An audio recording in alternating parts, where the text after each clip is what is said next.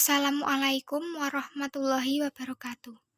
Perkenalkan, nama saya Wafiatun Nafisah dari kelas 12 MIPA 1 absen 30. Di sini saya akan mempresentasikan laporan praktikum saya tentang korosi pada paku. Latar belakang. Dalam bahasa sehari-hari, korosi dikenal sebagai dengan perkaratan, yakni sesuatu yang hampir dianggap sebagai musuh umum masyarakat. Karat adalah sebutan bagi korosi pada besi. Padahal, korosi merupakan gejala destruktif yang mempengaruhi bagi semua logam. Besi adalah salah satu dari banyak jenis logam yang mengalami korosi. Tidak perlu diingkari bahwa logam itu paling awal menimbulkan korosi serius. Karena itu, tidak mengherankan bila istilah korosi dan karat hampir dianggap sama. Dasar teori. Yang pertama yaitu korosi.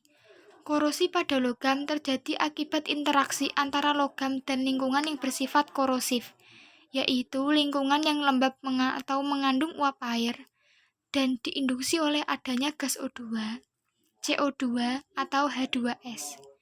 Korosi dapat juga terjadi akibat suhu tinggi. Korosi pada logam dapat juga dipandang sebagai proses pengembalian logam ke keadaan asalnya, yaitu biji logam. Yang kedua yaitu besi. Besi adalah logam yang berasal dari biji besi atau tambang yang banyak digunakan untuk kehidupan manusia sehari-hari, dari yang bermanfaat sampai dengan yang merusakkan. Yang pertama yaitu tujuan. Tujuan dari praktikum korosi pada paku yaitu 1. Untuk mengetahui faktor-faktor yang dapat menyebabkan besi mengalami perkaratan atau korosi. Yang kedua yaitu untuk mengetahui kondisi masing-masing paku setelah mendapat perlakuan yang berbeda-beda. Yang ketiga, untuk mengetahui cara yang dapat dilakukan untuk mencegah terjadinya perkaratan atau korosi pada paku. Yang kedua, alat dan bahan. Alat dan bahan yang dibutuhkan untuk praktikum korosi pada paku yaitu 1. Paku besi 5 buah, 2. Gelas plastik 5 buah, 3. Plastik 5 buah, 4. Karet gelang 5 buah, 5. Air sabun, 6. Air garam, 7. Air matang, 8. Air mentah, 9. Minyak goreng, 10. Spidol, dan 11. Label nama. 3. Cara kerja. Yang pertama, siapkan alat dan bahan yang digunakan. Kedua, setelah alat dan bahan siap, masukkan setiap larutan ke dalam masing-masing gelas plastik.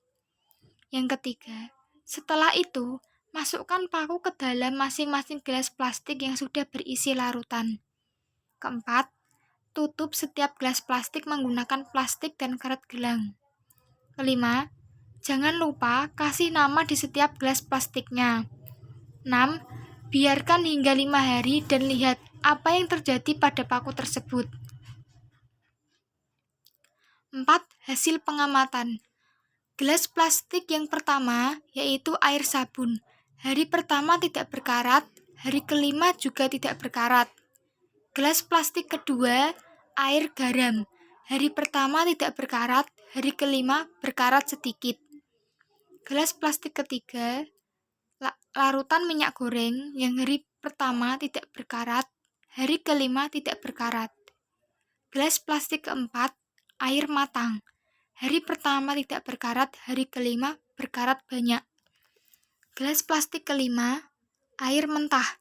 Hari pertama tidak berkarat, hari kelima berkarat banyak seperti air matang. Ini foto pada saat praktikum korosi untuk hari pertama. Dan ini hari kelima, sudah terlihat sangat jelas perkaratannya atau korosi pada pakunya. Di sini saya menggunakan mode tertutup atau semua gelas plastik ditutup rapat dengan plastik dan karet. Ada juga praktikum korosi pada paku yang menggunakan mode terbuka ataupun dua-duanya. Namun saya memilih untuk menggunakan mode tertutup. Pencegahan korosi pada besi atau pada paku. Yang pertama, mengecat. Jembatan, pagar, dan railing biasanya dicat. Yang kedua, melumuri dengan oli atau gemuk. Yang ketiga, dibalut dengan plastik. Yang keempat, tin plating atau pelapisan dengan timah. Yang kelima, mengontrol kelembapan udara. Yang terakhir yaitu simpulan. Setelah melakukan praktikum korosi pada paku, kita dapat menyimpulkan bahwa yang pertama yaitu korosi adalah penurunan mutu logam akibat dari reaksi kimia suatu logam dengan lingkungannya. Seperti dalam percobaan yang telah dilakukan, penyebab terjadinya korosi pada paku akibat dari permukaan paku yang terkontak langsung dengan oksigen dan air serta faktor pelarutnya. Yang kedua, untuk menghindari terjadinya korosi pada besi, kita harus mencegah terjadinya kontak antara besi dengan air dan oksigen maupun larutan yang dapat menyebabkan terjadinya korosi. Itulah presentasi dari saya, kurang lebihnya saya mohon maaf. Wassalamualaikum warahmatullahi wabarakatuh.